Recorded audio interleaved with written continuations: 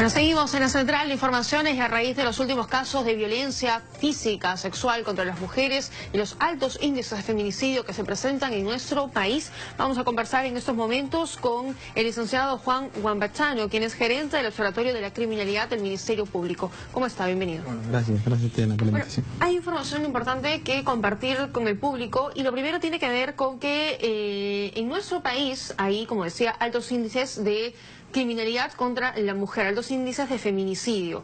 La región que tiene más casos es Lima, y en Lima el distrito que presenta más denuncias es San Juan de Lurigancho. ¿Qué pasa aquí?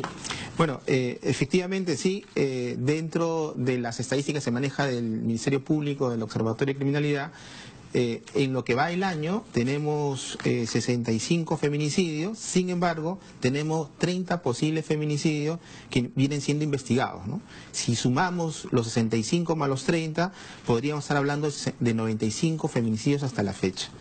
En relación al lugar del registro, el 40% de lo que se registra, estamos en San Juan de Lurigancho, que se han registrado en los últimos 8 años 40 feminicidios en San Juan de Lurigancho, seguido de Ate, de Comas, Cercado de Lima y La Victoria. ¿Pero esto es porque San Juan de Lurigancho es el distrito más poblado de Lima? Sí, por supuesto. Si le damos a nivel de tasa, hay otros distritos con menos feminicidios y menos población que podrían estar teniendo tasas mayores que incluso que San Juan de Lurigancho u otros distritos incluso de la capital. Ahora, el mayor número de casos de feminicidios se cometen en la propia vivienda de la víctima, cuando el hogar debería ser el lugar más tranquilo, más seguro para uno, termina siendo el lugar donde uno encuentra la muerte. Correcto. Estamos hablando que 6 de cada 10 feminicidios registrados en los últimos 8 años se ha registrado en el hogar, ya sea en el domicilio de la víctima, en el domicilio de ambos o en el del imputado. Porque estamos hablando de que se comete a manos de la pareja o expareja. Sí, casi el 80% de los feminicidios registrados ha sido la pareja o expareja. Eso es un entorno íntegramente familiar. El 90% de los feminicidios en el Perú son íntimos. De ese 90%, 80% es la pareja o expareja y un 10% es el conocido, que puede ser el padre, el padrastro, el hermano, el tío, el cuñado. Y cuando hablo de un entorno familiar como el que usted está mencionando, hablamos que muchas veces hay hijos de por medio, hay hijos que están viendo estos actos de violencia, que están ahí presentes y que cuando la mamá fallece, cuando el papá se va a la cárcel, luego el papá también a veces se termina suicidando, ¿qué pasa con estos pequeños? Claro, ahí nosotros tenemos registrado que en los últimos 8 años casi 1.200 niñas y adolescentes se han convertido en huérfanos o huérfanas de madre y en algunos casos de padre, porque tenemos registrado casi el 8% de los feminicidios íntimos, el agresor, el imputado, se suicida después de cometer el asesinato. ¿Pero qué está haciendo el Estado concretamente por estos niños que, como decía, a veces ven estos actos de violencia o a veces han visto incluso morir a su madre? Claro, allí hay un reto fundamental a nivel de prevención y también de intervención temprana con estos niños, niñas y adolescentes, con un trabajo básicamente debería estar de intervención multidisciplinaria, porque muchos de ellos en el futuro necesitan realmente una intervención hoy para no afectar en el futuro su desarrollo, digamos, psicosocial. Ajá, exacto, necesitan atención psicológica de inmediato. Por supuesto, porque algunos de ellos incluso han sido testigos presenciales del asesinato. Es curioso que casi el 60% de los homicidios de hombres en el Perú usan el arma de fuego. El 63% de las muertes de mujeres o son asfixiadas, son acuchilladas o son matadas a golpes. Entonces, y son mujeres jóvenes entre 18 y 34 años las asesinadas dentro de un contexto de feminicidio íntimo, y es la pareja o expareja la que comete el feminicidio.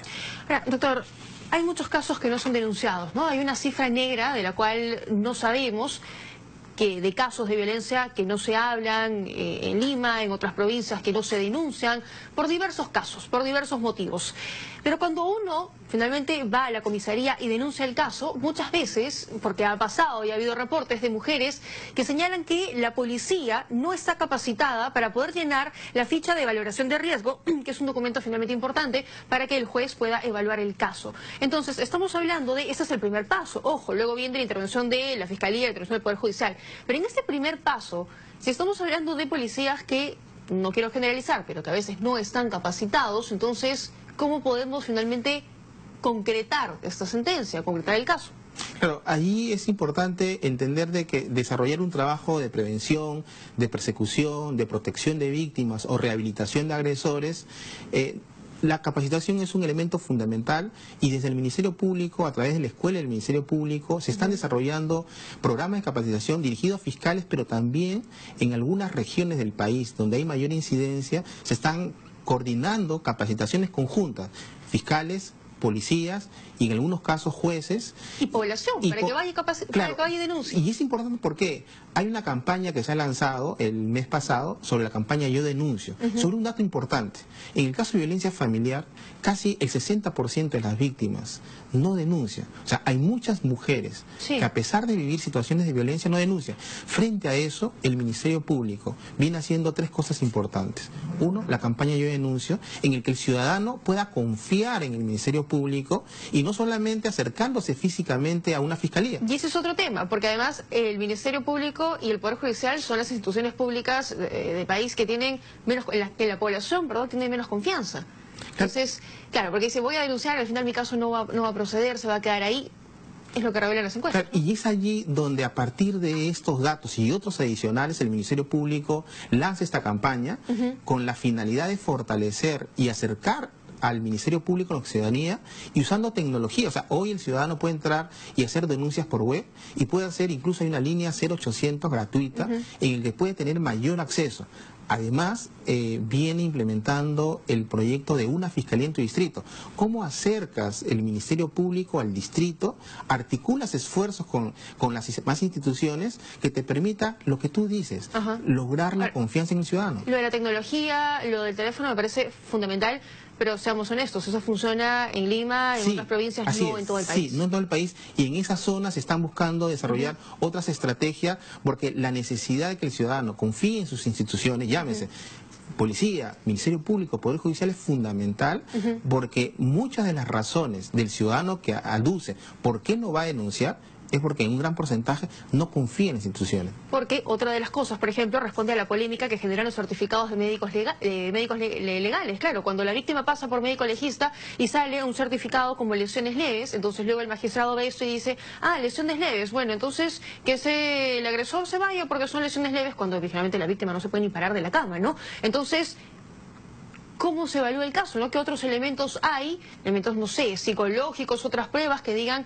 no, realmente ese caso ha sido mucho más grave, merece otra sentencia y no son simplemente lesiones graves. Claro, y eso también responde a un tema de confianza. Sí, eso se ha registrado y básicamente se han elaborado diversos protocolos, incluso hay una guía y protocolos para estandarizar desde el Ministerio Público el accionar a nivel de, digamos, el daño físico, el daño psicológico, el tema de protocolo, porque si bien es cierto, se han identificado algunas de estas dificultades, pero lo que está haciendo el Ministerio Público es con estos protocolos de intervención al interior del Ministerio Público y estandarizando su proceso, también abriendo las puertas y articulando con la policía, porque es el 90% de la denuncia ingresa por allí. Por supuesto, policía, Ministerio Público, Poder Judicial, es un trabajo en conjunto. Finalmente, entonces, el trabajo responde a las tres instituciones. Sí, o sea, digamos, hoy lo importante es trabajar en prevención, dos, trabajar el tema de la capacitación y la sensibilidad en el caso de los superiores de justicia y el fortalecimiento de protocolos y trabajo en conjunto pensando en el ciudadano. O sea, lo que te comentaba, cada hora se registra en el Ministerio Público 18 denuncias por violencia familiar. Además, cada hora 3 denuncias por violación sexual y casi el 80% de las víctimas de trata son mujeres entre 3 y 17 años. O sea, estamos hablando de ciertos delitos que con un enfoque de género son las más afectadas en comparación a los hombres. Y ahí lo que requiere el Estado y del Ministerio Público, lo que se viene trabajando es trabajar en el tema de prevención, articulando esfuerzos con las demás instituciones. Por supuesto, totalmente de acuerdo. Muchísimas gracias por habernos acompañado. Estuvo con nosotros el licenciado Juan Guambachano, quien es gerente del Observatorio de Criminalidad del Ministerio Público. Nos vamos ahora a una pausa, hablemos de inmediato. antes